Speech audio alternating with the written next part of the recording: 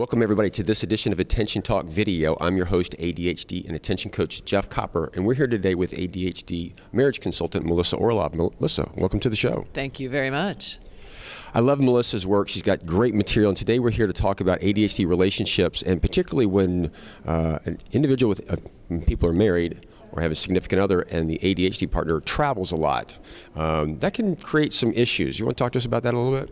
Well, probably the biggest one of those issues actually is when you're traveling, you're in the now and not now, and you're sort of out of sight, out of mind for the person who's not traveling. Mm-hmm. And so one of the challenges is figuring out how to handle that. So some couples handle that by saying, we don't have to be in touch at all. You go off, do your thing. I'm, totally that. And other couples try to set up a regular time to talk, say right before bed or whatever, where they can text each other or whatever and just stay in contact. Okay. And you also talk about when they come back to town to reconnect. Can you talk to us about that a little bit? Yeah. So we actually do this. My husband travels quite a bit, and when he gets out of town, he's totally immersed in work, completely immersed in work. And if he just comes home, he's still immersed in work. So he makes a beeline for the office, he's doing emails, I'm sort of really not there. And of course, I'm eager to see him, so that doesn't work very well for me. So what we've figured out is that when he comes home, the evening he comes home, we make a date to go out, we catch up with each other, we sort of get reinvested in each other, and that's a very good way to transition. And a lot of this is about transitions between two very different environments, working 14 hours a day and then being home. And I think that is a key, because many with ADD really struggle with transitions when they're doing that, and I think that's a great ritual. Can you just talk to us a little bit too? I've coached a fair number of people when the ADD person gets back from traveling, and the bags come in and they essentially never get unpacked until it's going. Can you just talk to us about that a little bit? Yes, that happens. So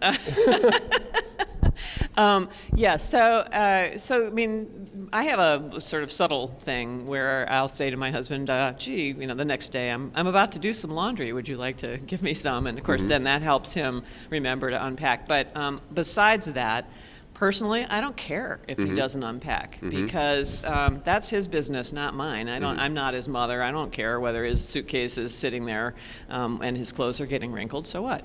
It's funny, because a few people that I've coached, we've actually have the unpack zone, so it goes into like a closet or a room, and that space is for them to sprawl their stuff where it stays, just to keep it out of the way, maybe if the partner has a lot of visual clutters, but literally kind of define a space for that to at least get to kind of compartmentalize it a little bit, just to kind of help them a little bit. And that would work great. I mean, in my opinion, the closet is completely that anyway, right?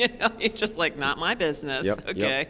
So. I think really one of the interesting things about I wanted to do this video is just to talk about these types of things and acknowledge that this happens out there. And I think the real challenge really is to co-engineer a way that you deal with that stuff up, like in just expectations in front. Is that accurate? Yeah, I think it is. I mean, the expectation is one of, gee, when you're with me, you're going to be with me. You're going to be present.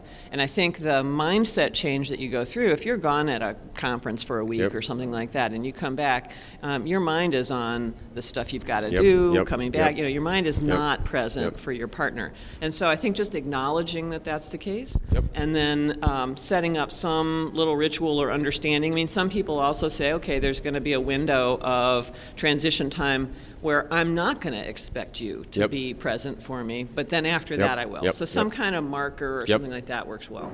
Excellent.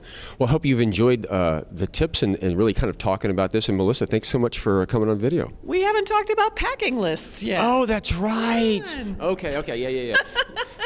It's interesting. I've actually coached people where it takes the whole weekend for them to pack on a business trip. It's amazing to me. So you want to talk to us about that? Yeah, so very simple thing that you can do, which is you create a written packing list, and it can be sorted by season if you need to, or by business and pleasure or whatever, but something that's pretty comprehensive. And then when you get ready to go, you just print it, you have one in your drawer or whatever, but you take the list and you use it to remind yourself to bring, your PJs or whatever the thing is that you normally forget. And that makes the packing a whole lot easier.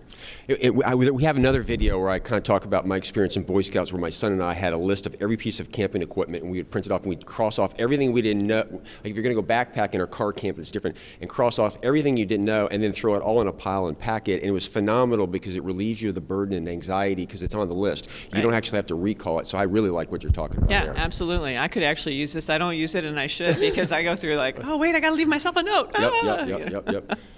Any other tips we can think of? All right. Again, Melissa, thanks for coming on this video. Enjoyed it. Take care.